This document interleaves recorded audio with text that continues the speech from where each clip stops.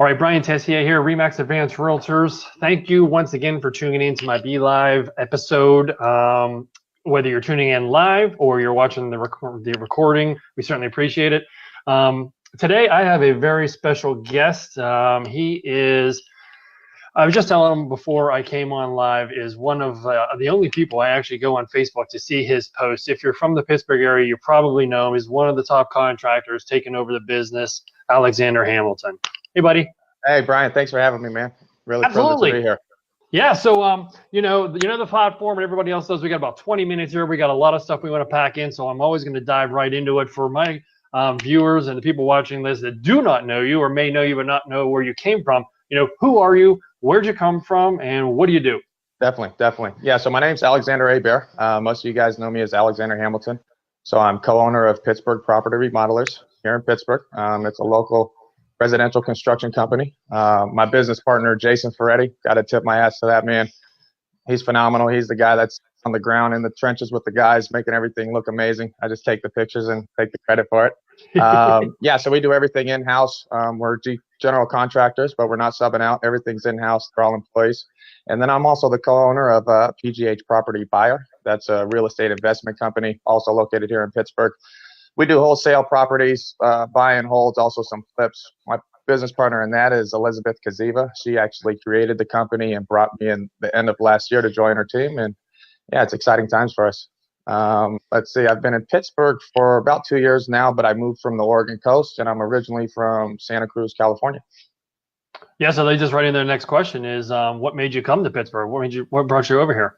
Yeah, so I was flipping properties on the Oregon coast back in 2016, and the profit margins and opportunity just wasn't there for me. I played around in the Portland market a little bit in California, and just the capital, the entry level is definitely a lot different than Pittsburgh. So I started doing research, just opportunities in the country, highest returns on investment for rehab and distressed properties. Top of the list was Pittsburgh, Grand Rapids, Michigan, and Tampa, Florida. So out of the three, I'm a huge sports fan. You know, you guys got some great teams out here, and New York City's only a 6-hour drive. So because of those two reasons, I picked Pittsburgh, and I knew no one, never been to Pennsylvania in my life. Just did a couple months of research, loaded up a 26-foot U-Haul, and drove across country to come set up shop. Wow, that's amazing. Now, I want to point out a couple of things that you've already covered that are very good learning points for people that are watching us that may be in your shoes where you were 5 years ago. One is he thanked his team. Now, there's a lot of people on his team, and this isn't the Grammy, so I'm not going to give you a whole bunch of time to thank every single person, but you thank the important people. It takes a team to make a successful business, a successful entrepreneur, successful, to be quite honest with you. And another thing he said that I think is, just understated is he did his research. He just didn't, shoot first, aim later. He did his research for a while and discovered that Pittsburgh would be the best opportunity. And then he took the effort to implement his plan. And I think I just think that's absolutely amazing. And that's one of the things I love about you, brother. I definitely appreciate it. And they say proper preparation prevents poor performance. That's something I live by. And any leader is only as good as their team. I meet a lot of contractors that shift blame on their employees not doing it the right way or cutting corners, this, and a third. Well, if you're the leader of an organization, one, you're only as good as your team, and you're responsible for all faults and great things that they bring. So definitely important to understand. Absolutely. So, of all the trades out there in the world, what actually made you decide to get into construction? Yeah, so I was previously to construction. I was an executive chef, was also a commercial fisherman in Alaska. And then I got into real estate and decided I wanted to start flipping properties. I purchased an REO. And I was hiring contractors. I actually sourced some of the work through Home Depot and did that once and learned the profit margins. But as I was going through this process, I realized if I plan to flip properties, I'm pretty much at the mercy of a contractor. And so what was happening was I'd set up 10 different bids, go to the vacant property, spend half the day there. No one would show up. Someone would show up. I'd hire them because it's my only option. And then I'd get bad work, have to fire them and repeat the process. So I did this for a couple times and realized, well, I hate it, first of all. Second of all, if I plan to really spend my career in the real estate industry, adding value and flipping homes, that I want to control the process. So I quit my career as an executive chef, commercial fisherman. I was making $80,000 to $100,000 a year. and became a laborer, because I knew for me to ever become a contractor and be able to manage the business, I would have to learn it from the inside out. So I literally stopped making roughly 100K a year, started making $9 an hour as a laborer in new construction, and worked my way through the phases. So that was about 5 years ago. But with that being said, the entire time I had the vision. I already knew what I was working towards. So I just had to go through every aspect of it to learn it so I can manage it. And 5 years later, here we are today. We're 11 employees strong, running 3 to 4 crews, and right. We dance with the best of them. That's amazing. And again, for those people that are tuned in for educational purposes, a lot of good points there. He did his research. He took the leap of faith, puts out a good quality. He gave up a short-term sacrifice for long-term gain. So it's been 5 years. Has your long-term gain paid off? Yeah, well, it's definitely starting to. I'm grabbing my 7th rental property. Actually, we're closing this month on it. We did $1 million in sales last year on the construction side. We definitely reinvested majority of that into tools, staff, trucks, things of that nature. I anticipate we'll do about $3 million in sales this year, not including the investment side. So yeah, we're definitely starting to see the benefits, but I'm all about reinvesting, growing the team. I'd rather have a small portion of a large pie. So everything we're making, we're just dumping back into it because we believe in our future ability to continue to grow. But absolutely, I went from $9 an hour as a laborer to, running the show. So. Absolutely. And I mean, you just really laid out the framework from the beginning of this interview to the end. So those of you that watch, hope you pick out those points: short-term sacrifice, long-term gain. He didn't go out and buy all kind of nice cars when he started converting into profit. He ended up reinvesting that into good people, training, good tools. And, this, I don't think we actually had this plan on talking about this, but one of the things we talked about was in the contractor field is just doing what you say and showing up and doing what you say. And that's one of your strong points, I would say. Yeah, definitely. So part of the reason I left Oregon, there's just not that much construction, right? Everything's newer construction out there. We don't have any 100-year-old homes, property, things of that nature. So I knew Pittsburgh was a lot of construction, a lot of older homes. So there was a good opportunity in the construction industry out here. What I also realized is there's so much opportunity. All you have to do is do great work, right? So last year, yes, we did $1 million in sales, but I lost a lot of money. I underbid a number of jobs where I lost $10,000. My partner, Jason Ferretti, and myself, we worked 18-hour days on the 4th of July. I like to share that post, and we brag about it now. But we were underwater. We were losing money on a project. But what we knew in our hearts is if we continue to do the jobs that we say we will, at the price, at the timeline we will, over time, we're going to win, because there's too many contractors that don't execute. They don't follow through on their word. So although I might lose a little bit today, in the long run, we'll build that reputation to be the most reliable. And now we're here. Again, another great point, everybody. I mean, I don't know if, Alexander, you wrote the book on successful entrepreneurship or what, but you touched on it. We all fail. I mean, people may look at you and think that every day you're turning these huge profits, you're perfect. And people may look at me and think, I just get up and, bills are hanging from the trees out there. We fail a lot. And I mean, if you read any books, you take any classes, or you have a coach, they're telling you you're going to learn more from failure than you are success. So again, we're just laying out the framework for success for those people that are watching. I appreciate that. Yeah, definitely. Cool. So moving on, does your company specialize in anything? So we do everything in-house. We do everything from roofing to flooring. Only things we do sub out is carpet, HVAC, and rubber roofs. Other than that, we got licensed plumbers, electricians, you name it. Once again, I like to control every aspect of the job just so I can guarantee the quality, guarantee the timelines. So we manage every aspect of it. So we typically do full home remodels. We have been working a lot strictly with investors. A big goal for our company this year is to start working with a lot more real estate agents so we could tap into the home buyers. I definitely like to start doing more kitchens, bathrooms, things of that nature. Typically, we're currently running 3 full home remodels at a time, but we're trying to transition from the investors more into the homeowners. Interesting. So, and this is a staple question for me that I ask everybody, and it's always about differentiation. Anybody I have on this show, it's either they're selling a product themselves or something like that. And anytime I mentor or coach anybody, I always talk about differentiation. So, what differentiates you from any other contractor out there? I think just our consistency on quality.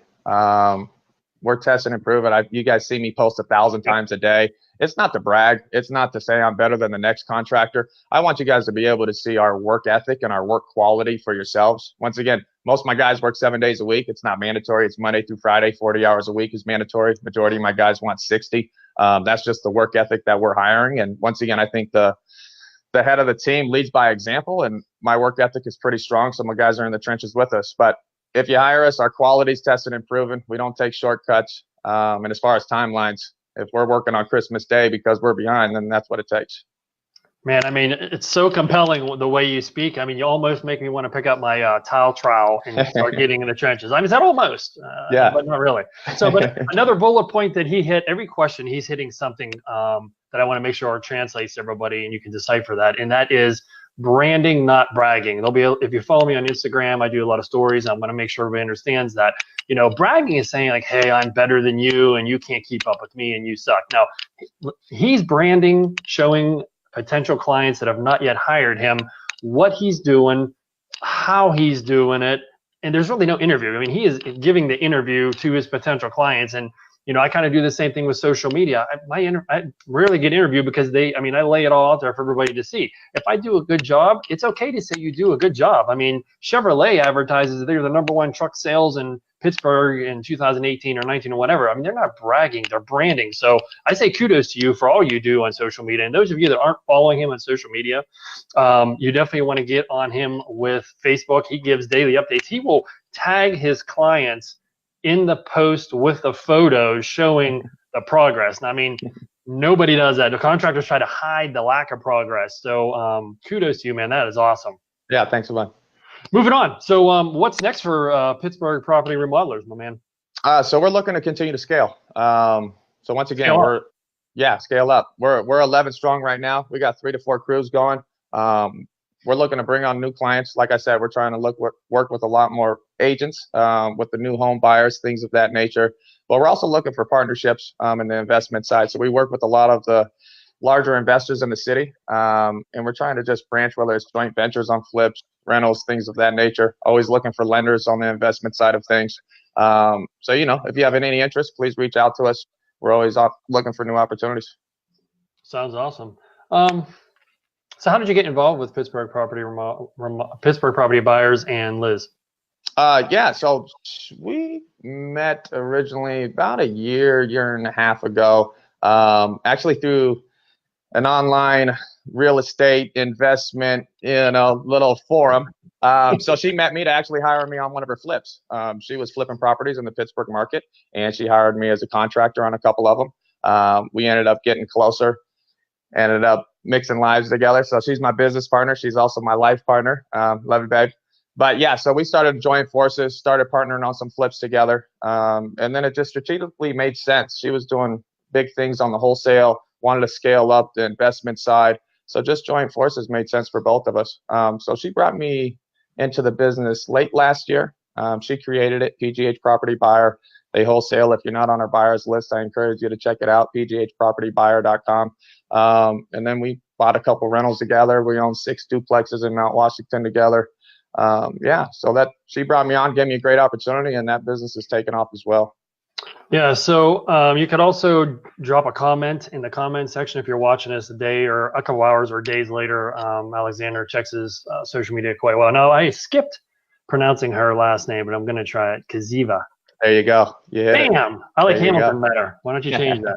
There we go. It's a work in progress. Nice. Okay. So what's next for you guys in Pittsburgh anyway? So wholesaling. She really leveled up the wholesaling side of things. We just brought on our first full-time employee, I should say. She's training him, developing him right now on the acquisition. She's actually out on appointments right now. She's texting me, letting me know where she's at, looking at new properties. I believe we're closing on another flip in about a week or so. We're just buying more properties, flipping as much as we can, building the rental portfolio, and then just wholesaling as much as possible. So once again, I encourage you to check us out, pghpropertybuyer.com. If you're not on there, sign up for the buyers list. Liz will get in contact with you.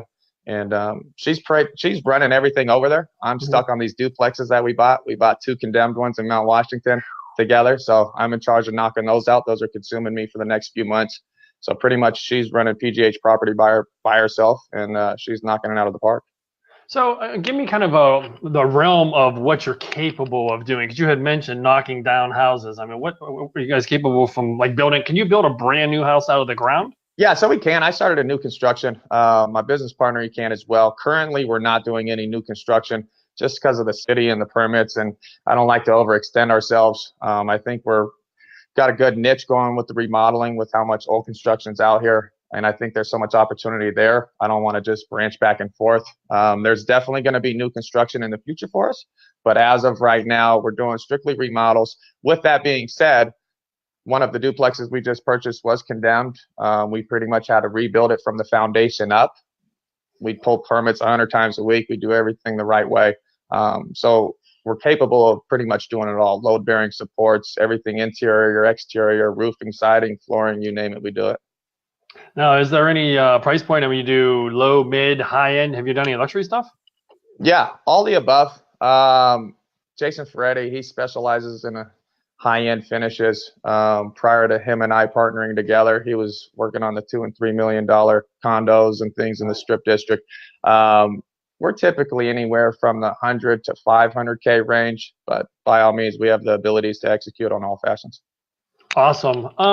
That brings us kind of the end of the interview. I think we dropped a lot of information on, and I hope that people can pull out those little nuggets that I pointed out on, where you came from, how you got there. Any final words you have at all? Hey, we're happy to be here in Pittsburgh. If you're looking to work with contractors, investors, you're looking for a wholesaler, reach out to Liz and myself, reach out to me and Jason. We're always looking for new adventures. As far as the contractors out there, show your work off. If you do great work, share it. There's so much opportunity out here in the market. There's enough for everybody to share and work together. I want to thank all the investors that have been so gracious and kind working with us since we've come to town. And, all the relationships have really helped us get to where we are. So that's about it. That's it. I mean, it's a huge community here in real estate. I mean, all of real estate, lenders, real estate agent, investors, contractors, tile guys, roof guys. It's a wholesalers. It's a pretty open market for us. I think we should all get along, and Pittsburgh's going to be great for years to come. Absolutely. And joining forces, I'm all about it. I'd rather have a small portion of a large pie. I'm all about leveraging relationships, things of that nature. So if you want to work together, reach out to us. Great. One last question I thought of is, I know you're big in the city limits. Do we go in the suburbs if requested? Yeah, definitely. So we'll travel about 30 minutes outside of Pittsburgh. I mean, if it's for the right project, we travel up to an hour. When I look into that, I do have to take time and travel into consideration because I do have so many employees. But by all means, we travel in and around the city, and we're open for all opportunities. So please reach out. All right, guys, that's going to do it for this show. Alexander, I appreciate you coming on board and answering all these questions. I'm sure we'll get some in the comment section, so please check back. Yeah, definitely. Thank you so much again for the opportunity. You got it. All right, guys, everybody, thanks for tuning in. And if you're catching the rewind, we really appreciate it. Please drop your comments below and let us know what you think. Thanks, bud.